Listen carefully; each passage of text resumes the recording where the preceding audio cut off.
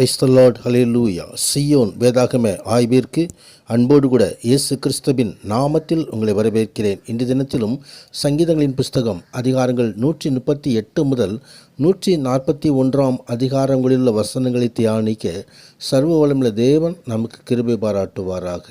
138வது சங்கீதத்திலே, உம்மை என் முழு இதயத்தோடு துதிப்பேன், தேவர்களுக்கு முன்பாக உம்மை கீர்த்தனம் பண்ணுவேன் என்று சொல்லி தாவீது தேவனை துதிக்கிற காரியத்துக்காக நாம் பார்க்கிறோம்.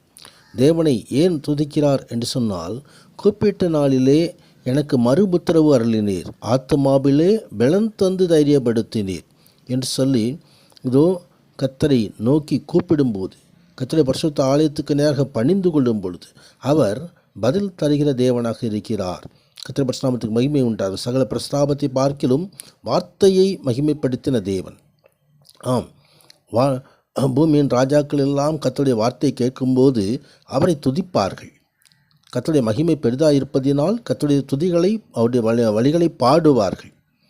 அந்த முன்ன தேவனை நாமும் கூட நமக்காக யாவை செய்து முடிக்கிற கர்த்தரை துதிப்போம். கர்த்தர் மகிமையான காரியங்களை செய்தருள்வாராக. 139வது சங்கீதத்தில், கர்த்தாவே நீர் என்னை ஆராய்ந்து அறிந்திருக்கிறீர். இந்த சங்கீதம் தேவனுடைய வெவ்வேறு விதமான சிறப்பியல்புகளையும் அதிமுக்கியமாக எங்கும் நிறைந்துள்ள எல்லாம் அறிந்திருக்கிற அவருடைய தன்மைகள் தமது மக்களுக்கான அவருடைய கரிசனையோடு தொடர்புடையவர்களாக இருக்கிறபடியினால் அந்த தேவனுடைய நன்மைகளை துதிக்கும்படியாக எழுதப்பட்டிருக்கிறதான இந்த சங்கீதம் நம்முடைய எல்லா நினைவுகள், நோக்கங்கள், விருப்பங்கள், செயல்கள் எல்லாவற்றையும் அறிந்திருக்கிற கர்த்தர். அவர்தாமே நம்மை பிரமிக்கத்தக்க விதமாக அதிசயமாய் உண்டாக்கினவர். கர்த்தருடைய பரிசுத்தநாமத்துக்கு மகிமை உண்டாவதாக. தேவனாய் கர்த்தர் நம்மை, தேவனே என்னை ஆராய்ந்து என் இதயத்தை அறிந்து கொள்ளும், என்னை சோதித்து என் சிந்தைகளை அறிந்து கொள்ளும் என்று சொல்லி தாவீது தேவ சமூகத்தில் தன்னை முழுவதுமாய் ஒப்பு கொடுக்கிறதை நாம் இங்கே பார்க்க முடியும். 140வது சங்கீதத்திலே, கர்த்தாவே பொல்லாத மனுஷனுக்கு என்னை தப்புவியும், கொடுமையுள்ளவனுக்கு என்னை விலக்கி ரட்சியும் என்று சொல்லி துஷ்ட மனிதர்களிடமிருந்து கர்த்தர் தன்னை பாதுகாக்கும்படியாக அந்த சங்கீதம் எழுதப்பட்டிருக்கிறதை நாம் பார்க்கிறோம்.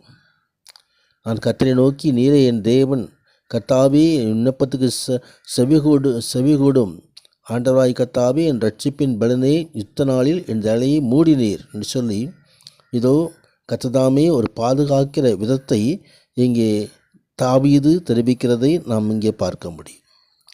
கர்த்தருடைய பரிசுத்தநாமத்திற்கே மகிமை உண்டாகட்டும்.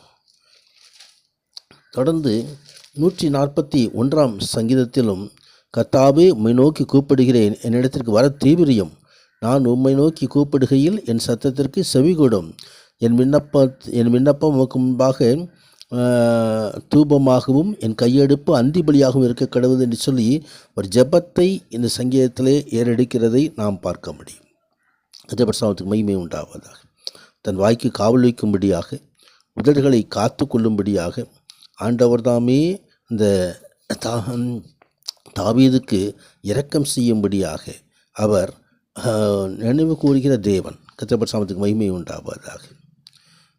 அவர்கள் எனக்கு வைத்த கண்ணிகளின் சிக்கிக்கும் அக்கிரமக்காரன் சுருக்குகளுக்கும் என்னை விலக்கி ரட்சியும். கர்த்தருடைய மகிமை உண்டாவதாக. அப்படித்தான் ஆண்டவராகிய தேவன் அந்த தாவீதை பாதுகாத்தார். சவுலுடைய கைகளிலிருந்து பாதுகாத்தார். அங்கே அப்சலோமின் கைகளிலிருந்து பாதுகாத்தார்.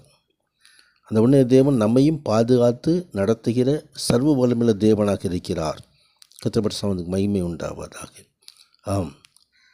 பூமியின் மேல் ஒரு மரத்தை வெட்டி பிளக்கிறது போல எங்கள் எலும்புகள் பாதாள வாய்க்கு நேராய் சிதறப்பட்டிருக்கிறது என்று சொல்லி அவனுடைய சமூகத்தை தன் நிலைமையை எடுத்துரைக்கிற தாவீது அவனுடைய பாதுகாப்பை பெற்றுக்கொண்டார். கர்த்தருடைய மகிமை உண்டாவதாக.